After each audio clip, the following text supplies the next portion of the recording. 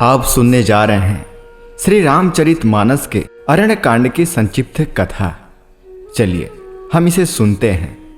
नारद जी कहते हैं, मुने, श्री रामचंद्र जी महर्षि वशिष्ठ तथा माताओं को प्रणाम करके उन सबको भरत के साथ विदा कर दिए।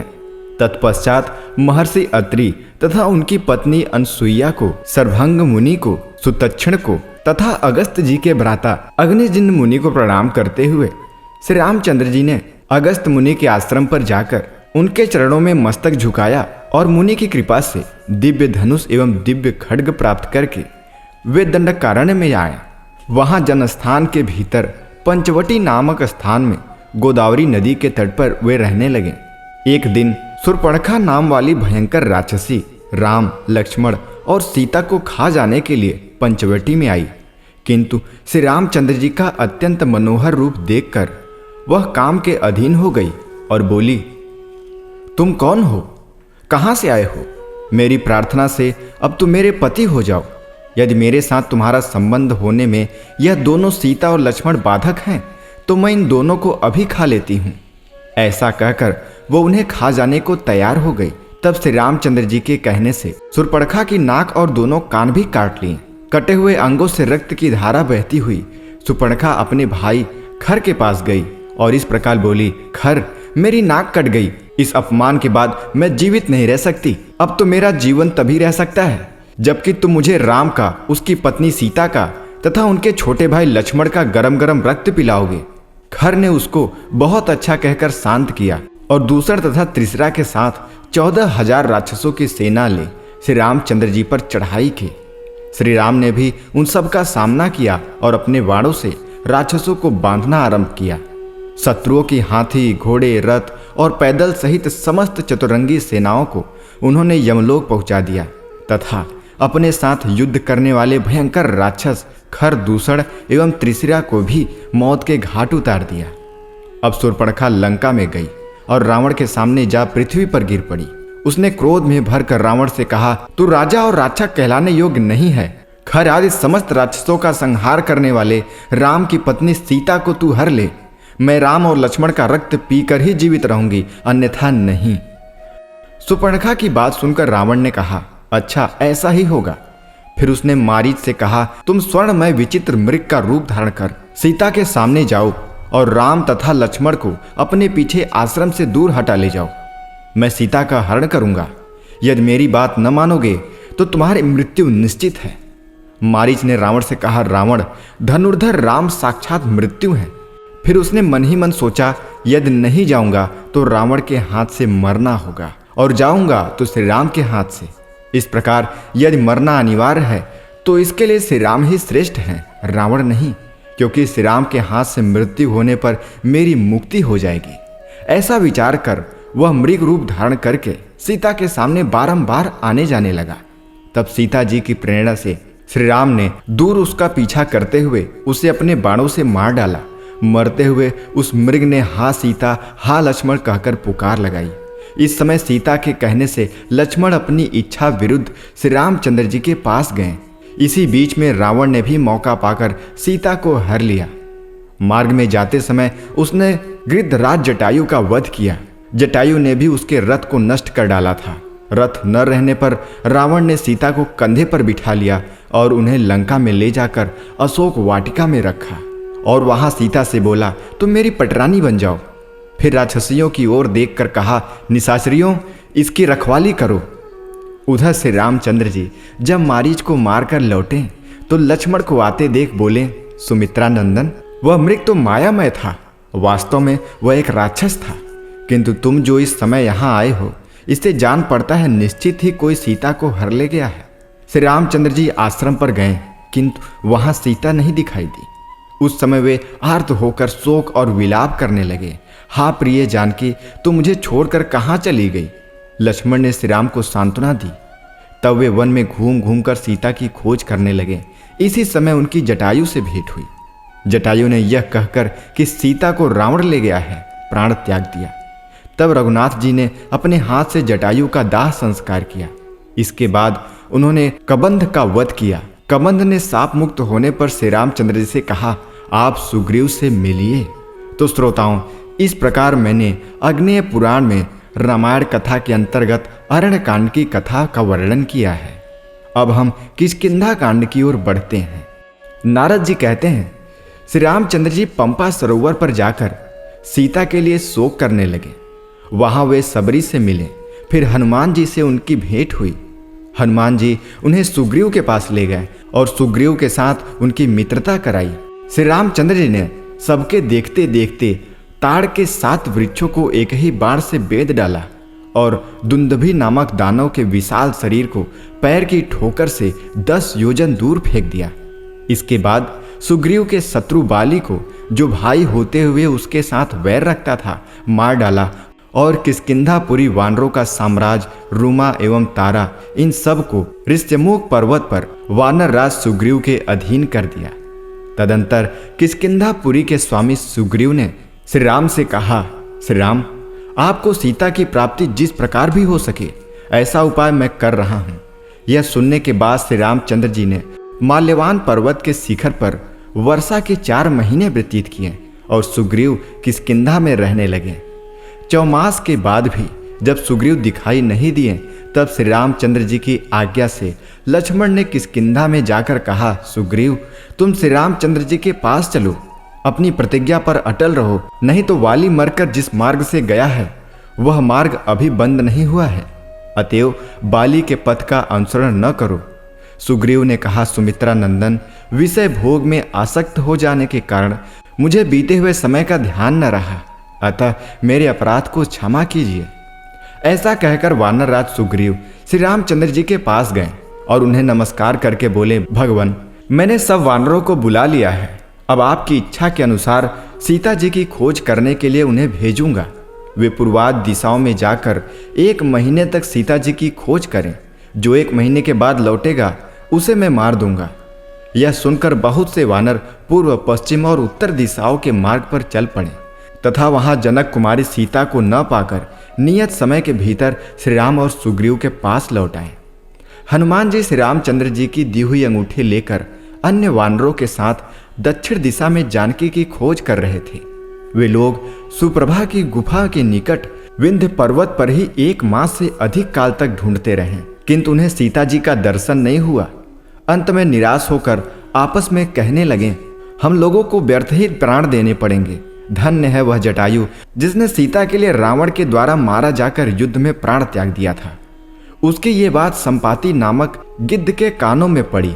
वह वानरों के खाने की ताक में लगा था, किंतु जटायु की चर्चा सुनकर रुक गया और बोला, वानरों, जटायु मेरा भाई था। वह मेरे ही साथ सूर्यमंडल की ओर उड़ा चला जा रहा था।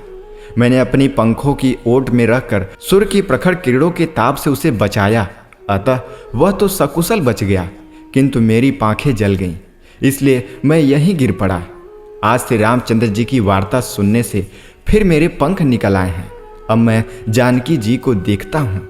वे लंका में अशोक वाटिका के भीतर हैं।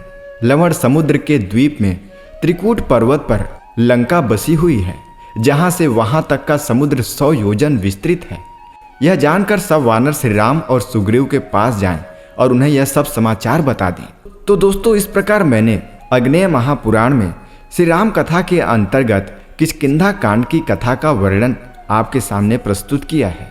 तो श्रोताओं, अब हम इस कथा में आगे बढ़ते हुए सुंदर कांड की संक्षिप्त कथा सुनेंगे।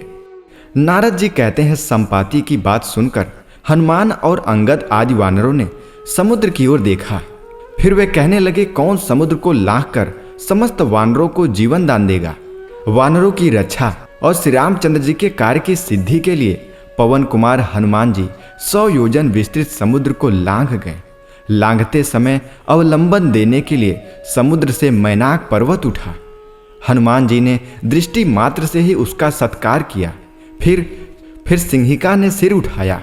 वह उन्हें खाना चाहती थी, इसलिए हनुमान जी ने उसे मार गिराया।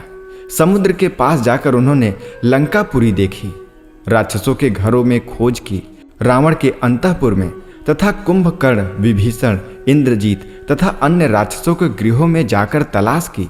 मद्यपान के स्थानों आदि में चक्कर लगाए, किंतु कहीं भी सीता उनकी दृष्टि में नहीं पड़ी। अब वे बड़ी चिंता में पड़े। अंत में जब अशोक वाटिका की ओर गए तो वहां सिंसपा वृक्ष के नीचे सीता जी उन्हें बैठी दिखाई दी। वहां राक्षसियां उनकी रखवाली कर रही थी।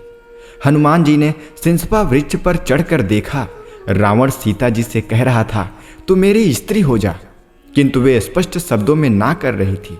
वहां बैठी हुई राक्षसियां यही कहती थी कि तू रावण की स्त्री हो जा।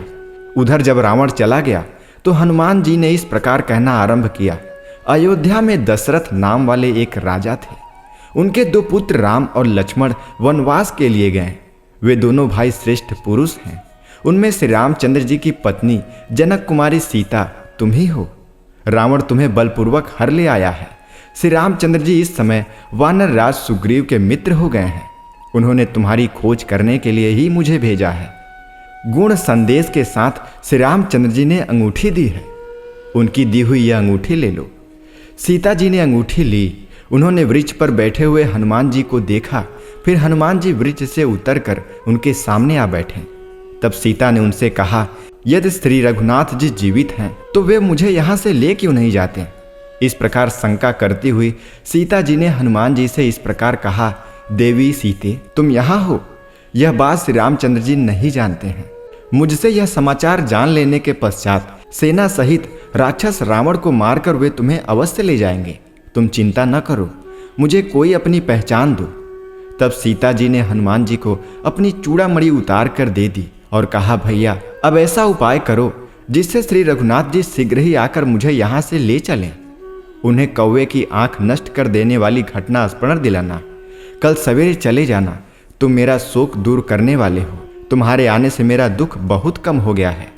चूड़ामणि और काक वाली कथा को पहचान के रूप में लेकर हनुमान जी ने कहा, कल्याणी, तुम्हारे पतिदेव अब तुम्हें शीघ्र ही ले जाएंगे।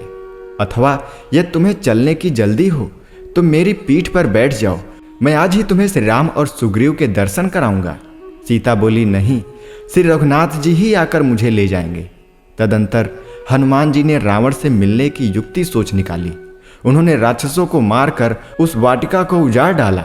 फिर दांत और नख आदि आयुधों से वहां आए हुए रावण के समस्त सेवकों को मारकर 7 मंत्री कुमारों तथा रावण पुत्र अक्षय कुमार को भी यमलोक पहुंचा दिया। तत्पश्चात इंद्रजीत ने आकर उन्हें नागपास में बांध लिया और उस वानर वीर को रावण के पास ले जाकर उनसे मिलाया। उस समय रावण ने पूछा, तू कौन है? तब हनुमान जी ने रावण को उत्तर दिया, मैं श्री रामचंद्र जी का दूत हूँ।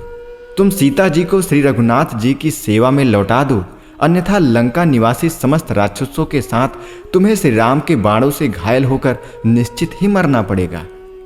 यह सुनकर रावण हनुमान जी को मारने के लिए उद्यत हो गया, किंतु विभीषण ने उसे रोक दिया। तब रावण ने उसकी पूंछ में आग लगा दी। पूंछ जल उठी। यह देख पवन पुत्र हनुमान जी ने राक्षसों की पूरी लंका को जला डाला और सीता जी का पुनः दर्शन करके उन्हें प्रणाम किया। फिर समुद्र के पार जाकर अंगद आदि से कहा, मैंने सीता जी का दर्शन कर लिया है। तत्पश्चात अंगद आदि के साथ सुग्रीव के मधुवन में जाकर दधिमुख आदि राक्षसों को परास्त करके मधुपान करने के अनंतर वे सब लोग श्री रामचंद्र जी के पास आए और बोले, सीता जी का दर्शन हो गया है। श्री रामचंद्र जी ने भी अत्यंत प्रसन्न होकर हनुमान जी से पूछा, कपिवर, तुम्हें सीता का दर्शन कैसे हुआ? उसने मेरे लिए क्या संदेश दिया है?